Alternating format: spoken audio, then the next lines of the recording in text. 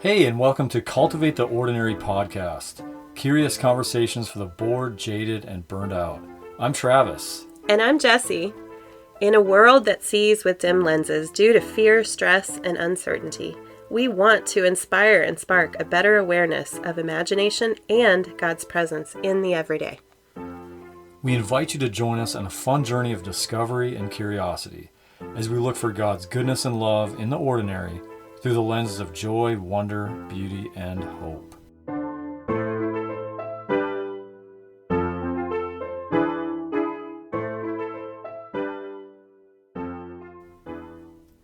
Hey, well, thanks for joining us again today. And, today we're going to talk about wonder and curiosity and creativity and kind of all those things around just imagination and thinking and being inspired. So, yeah, but before that, Jess, how are you doing today?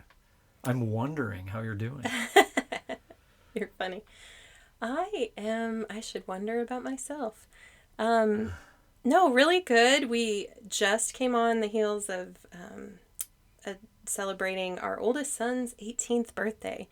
So Jay is 18, and I think that's a milestone for every kid when they turn 18. But, it really struck me much harder than I think I realized it was going to. Because you and I both work for America's Kids Belong, and I've just been in the thick of looking at statistics for kids aging out and things like that. And, Jay's adopted, so him turning 18 brought up all these feelings of like all the kids in foster care who turn 18 and they don't have a family. And Yeah. And just so proud and so thankful for what an amazing kid he is and how well he is doing. And He'd say now he's a man. Yeah, he's a man. He's 18, so no, he's not a kid kid anymore. is past tense for him, he would say. Yes, he's making sure we know that. But yeah, just, college bound, in many ways just really healthy, just a really great kid. So we'll see where it goes from here, but he's 18 and he's excited and about to get a car. Yeah. Crazy times. So, kind of wanted to kick this off, as we kind of talk more on wonder and curiosity and that. And this is following, so today is the day after Martin Luther King Jr. Day. And so I often think about also a civil rights contemporary of his, who was an incredible pastor and philosopher and such. But Howard Thurman was a civil rights activist who has this brilliant line where he says, "Don't ask yourself what the world needs. Ask yourself what makes you come alive and then go do that." Because what the world needs is people who have come alive. Wow. And I think what really strikes me about that quote is just that, we're so utilitarian, pragmatic, we always thinking in terms of, what, and it's not wrong. I don't want to set this up to say, like, obviously, like, to be thinking of how can we make the world better and, what are the gifts I have to give to the world and, kind of thinking through the bigger lens of what we can do or what we want to do. But I think we often neglect, what he's getting at the heart of is just, are we even, when you see someone that's come alive in something, and they're passionate about whatever craft that is or whatever it is, you can't help but somehow being inspired by just their own passion. And I think that's in some way what he's talking about is that the world needs people to wake up. Yeah, I think, when our kids get an inspiration or, get excited about an idea, like I think of our son Dre, he's just full of ideas and just so excited to tell you all about how it's going to work. And yeah, just that curiosity and creativity, that spark is there. And yeah, I know for most adults, like, that's just kind of dimmed. Like, it's not really there anymore. It has dimmed. I mean, as C.S. Lewis says, sometime you'll be old enough to start reading fairy tales again. Like, what is it? Why do we dim? I mean, what is it that you feel goes away? Where does that wonder go? Yeah, I think that as life becomes more pragmatic, like you said, you have to pay the bills and you gotta go to work and you gotta just make ends meet and figure it out and take it day by day. Stress and uncertainty Yeah. and fear and things like that weigh on the human soul. And people, I think, many people have taken high school or college level psychology, just the basics of Maslow's hierarchy of needs is just you got to have your survival needs met first, and then love and connection. Second is a need, and then belonging, being part of a group or having your people. And really at the top is when all those other needs are met, you are able to have purpose and be creative and kind of have that safety and space to just wonder. But often people don't have all those other needs met. And so there's just not, they don't allow space to Yeah, it feels wonder. like after a certain time, even our schooling, just space and classes that really are around, it just doesn't feel like there's a space for what seems to be something that's not useful when it's like life-giving and inherently useful in so many ways. But what are you thinking? I was just thinking about certainty and how our culture is so needing an answer for everything all the time. And if you have to be certain, then there's not that space to wonder. To consider. Yeah. Well, that's why I think the hallmark of little children and kids is just asking questions. Always questions. We have a 4-year-old, so we're just in the thick of like, why this, why that, although teenagers are doing that all the time too. So maybe you don't escape that really. Maybe It's less. It's Those teenagers, they think they know They stuff. They're pretty certain or of they themselves. just don't question and defy, and then we're the ones questioning, like, why did you do that? Yep. After I said that. Yes, that's more. So of now it. we're the ones questioning.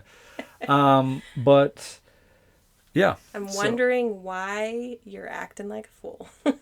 Yeah. Although you think of me a lot like that too. So That's probably, true.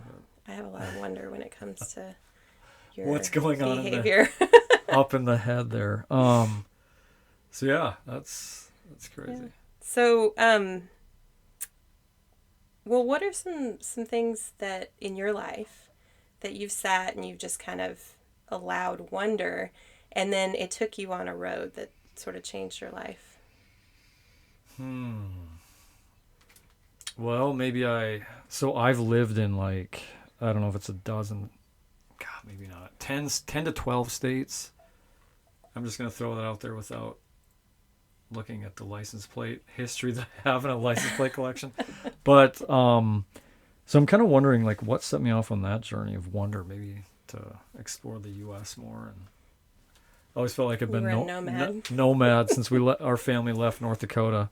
But that's also kind of what happens though when your family leaves when you're about to, be a freshman and go off to college, and then the family picks up and moves from North Dakota to South Carolina, and you're going to college in Iowa, not knowing South Carolina was the plan, and then kind of can mess you up for a long time. So yeah, that's kind of what happened. Didn't have a home base. As I think back, I reflect back on so many times of being a kid, of just like we farmed and just the land, but I remember like we'd have these huge circles of trees.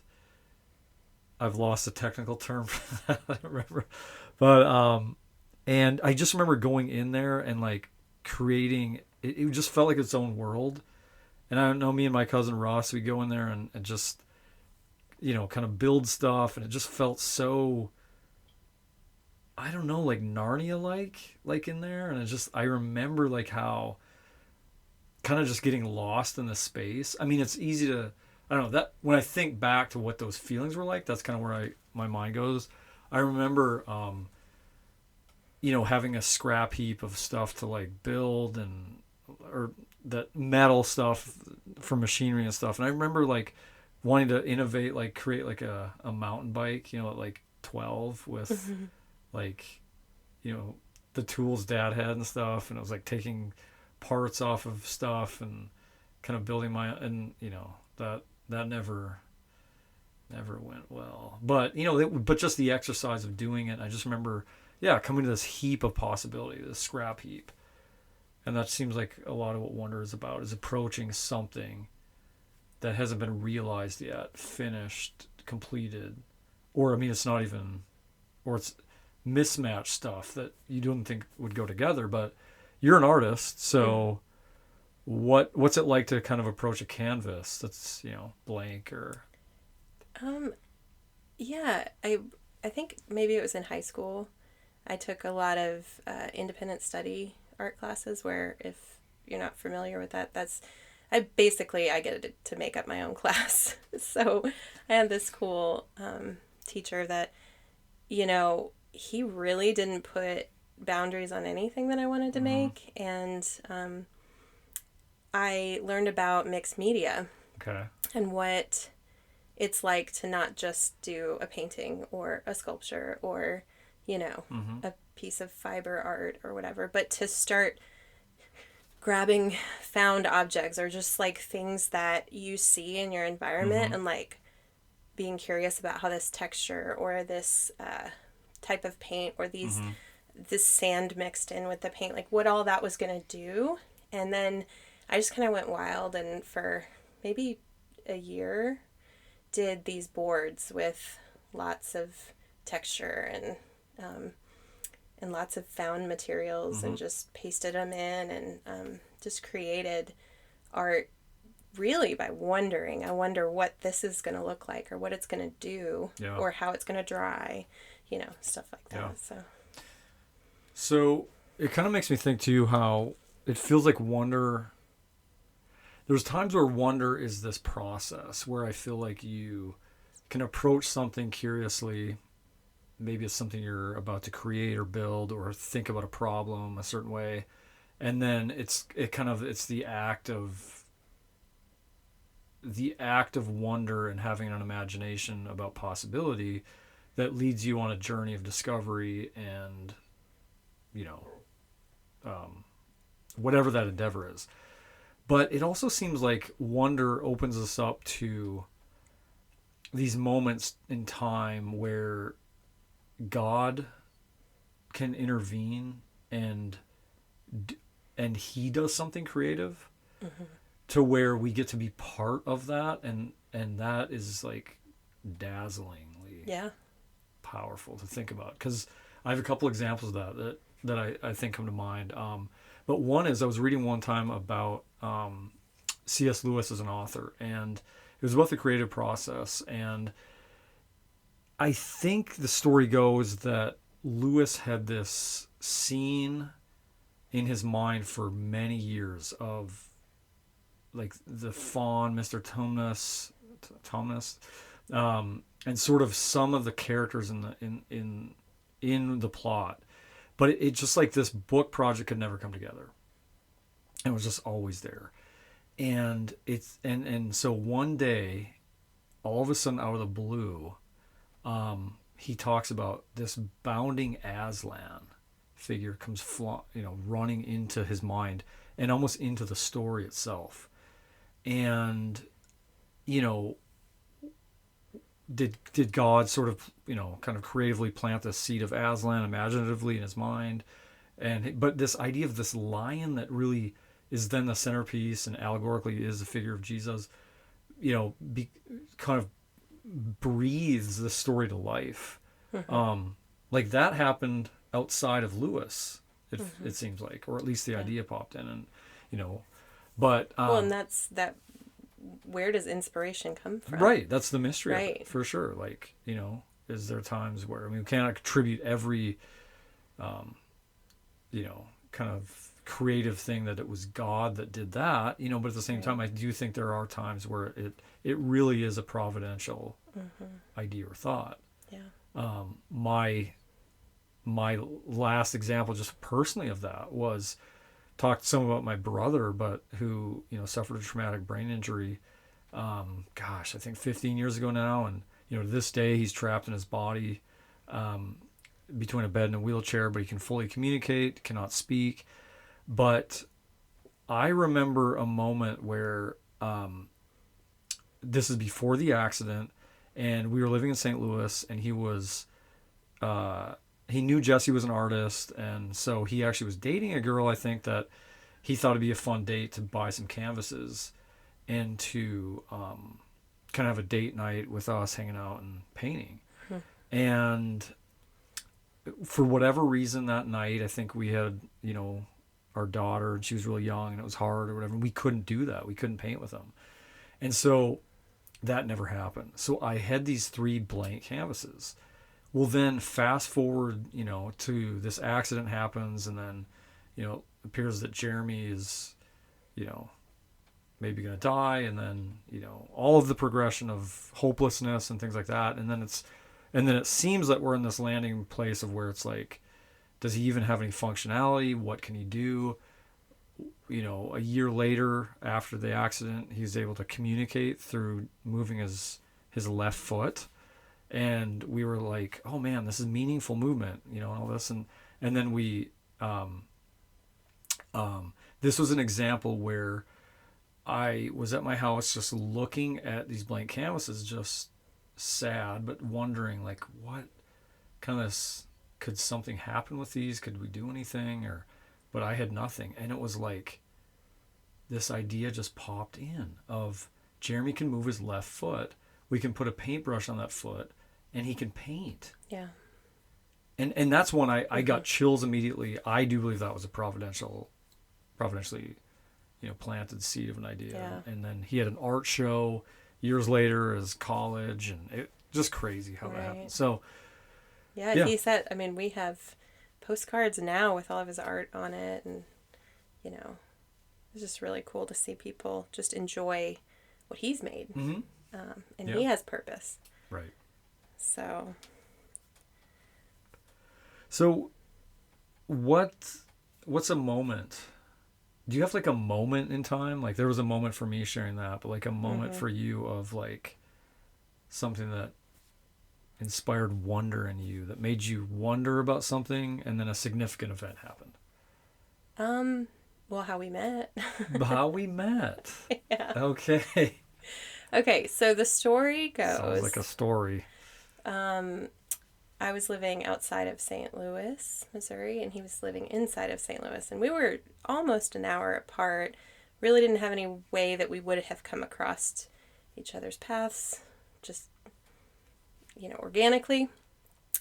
I was working at a church with middle school youth and kind of looking for some activities, like some games to play at youth group. And this was back in the time of like pop-ups where, I was doing my research, but every few seconds this bubble popped up about make a free profile for this online Christian dating website. And it was so cheesy. It was called loveandseek.com.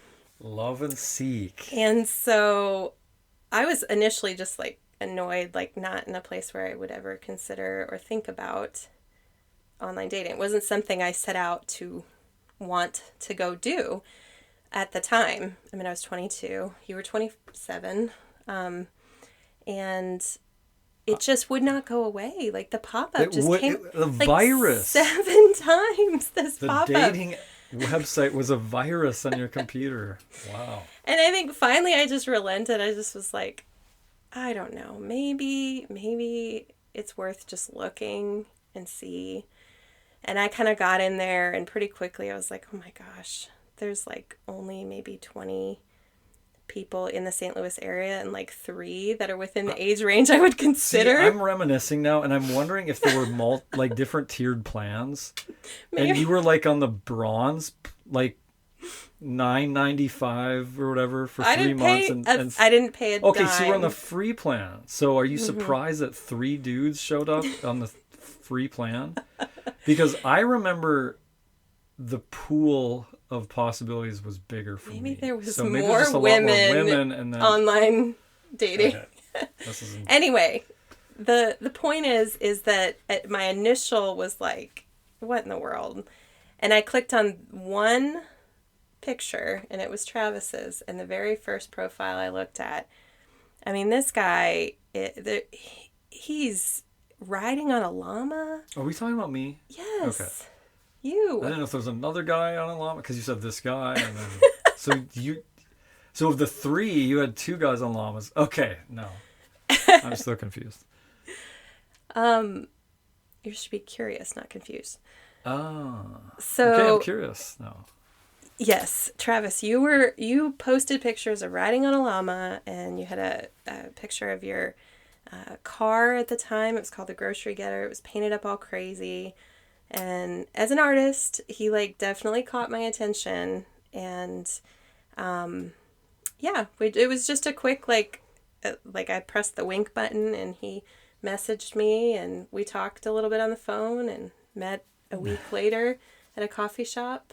Can I just respond real quick? Sure. Because I have to say, so your experience was sort of this thing of like how you said it, but mine was I wanted to just cut the crap, and like if you see a dude on a llama, you see this crazy car, whatever else I said in this profile, like I just wanted to like that's got to weed out Yeah.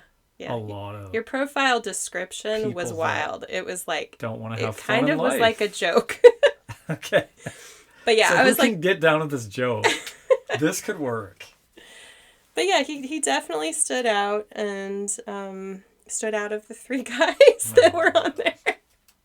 And then we looked, what was it, a year later, and this website doesn't even exist anymore. So Wow. divine intervention, Yeah, it's crazy. and we're married.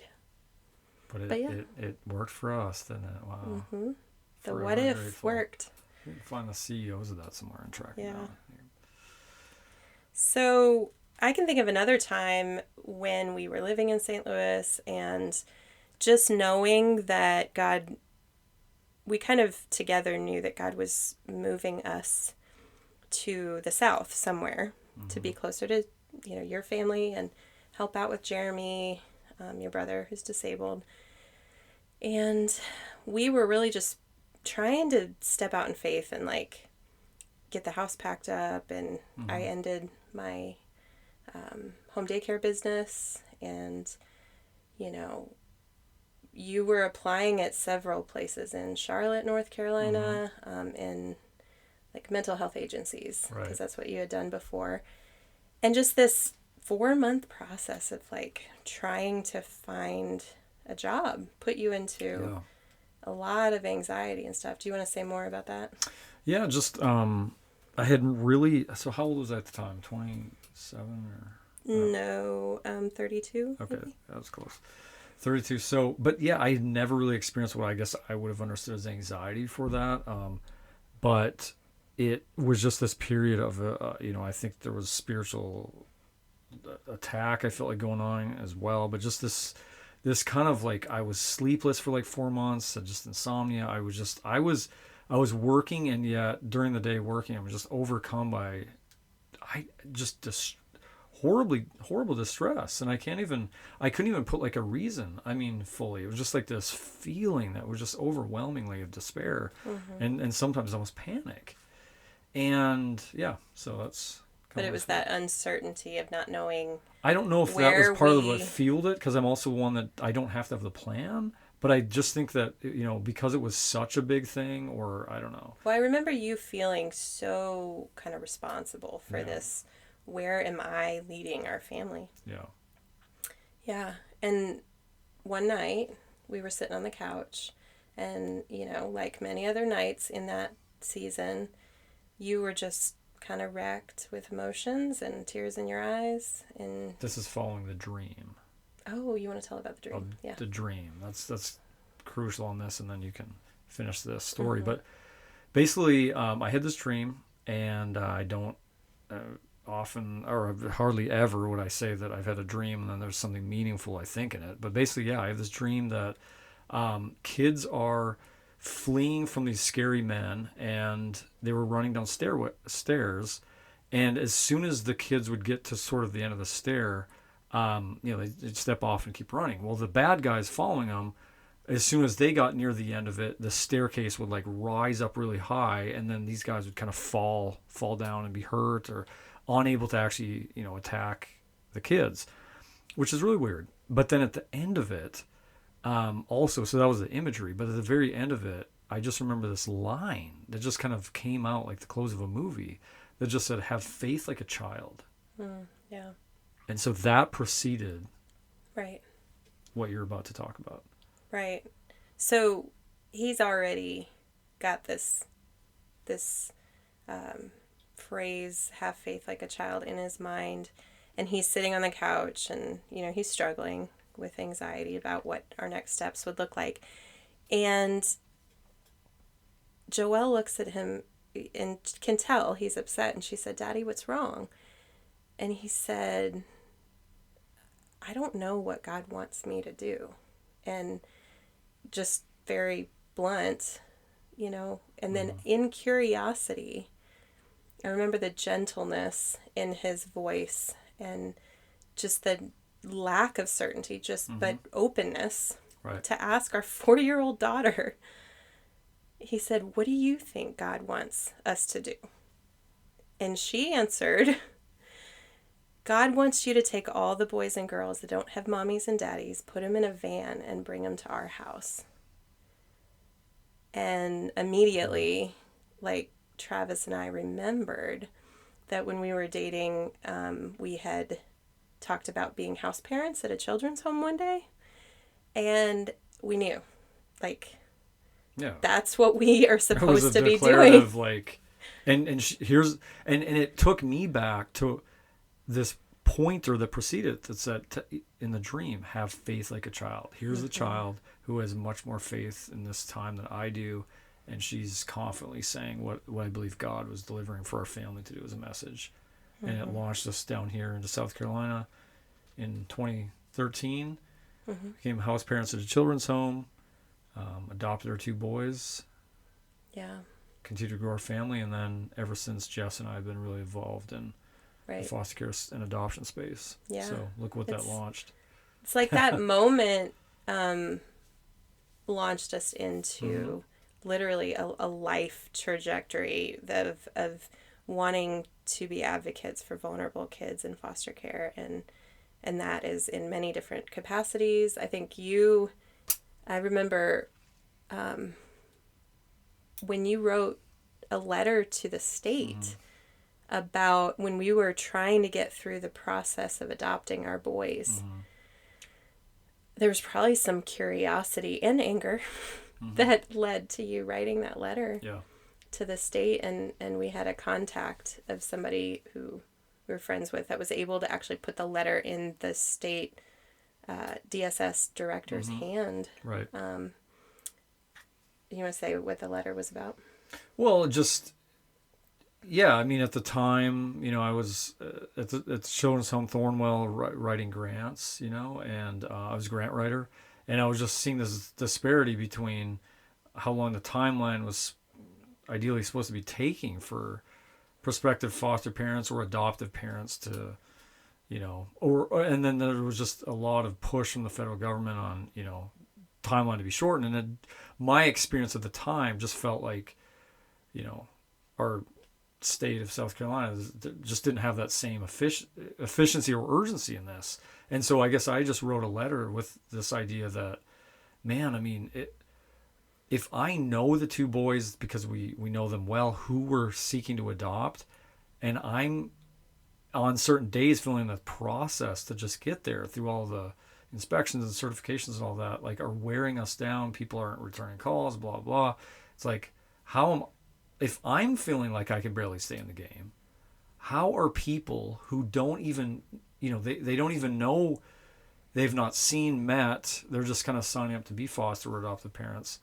How are they ever going to have a chance to even get to the finish line, which the finish line is actually then being, that's actually where the real thing is happening.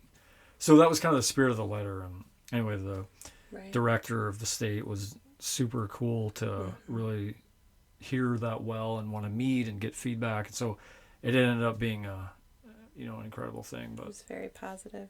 Yeah.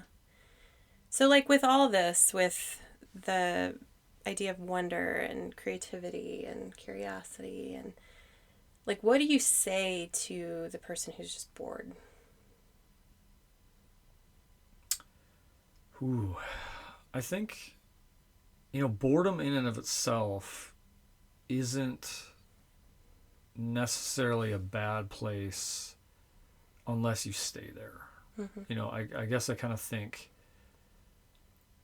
if you, boredom is almost that space where you're on the verge of staying bored, doing something like, I don't know. Well, people escape out of boredom with all kinds of things, Sure. like Yeah, there social can be media, a lot of negative things, or entertainment, stuff. addictive type things. You But can like, stop your boredom right, at the drop of a hat easily. But I know you and I tell the kids a lot, like, it's okay to be bored yeah, because in boredom, yeah. you can become creative. Well, that's true. Yeah, you're right. So like and I can speak to this myself, I can be so distracted by things of like just almost, just numbing out on life or just trying to, the next thing to consume and listen to or whatever, or read.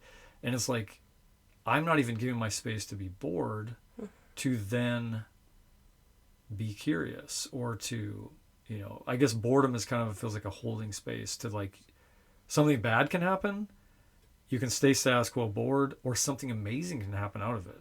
But if you're not even getting to that place because you're just so wrapped up in like boom, boom, boom, next thing, how in the world are we ever going to be curious? Right. Yeah. So that's a good So point. yeah, this idea of wonder, like, as we have times where we could easily distract ourselves or escape boredom Right. with a quick fix, like giving yourself time to sit in, the margins of life, like when you have time and think, Yeah. contemplate, like, Yeah. what does God want to speak to you? Right. What inspiration might come? Yeah. What problems are you having in your life right now that, creativity, curiosity could help you solve? Right. In that, For sure. in a place that could normally just be boredom. Great line. Dorothy Parker, the poet, has a beautiful line on this that, the cure for boredom is curiosity. There is no cure for curiosity.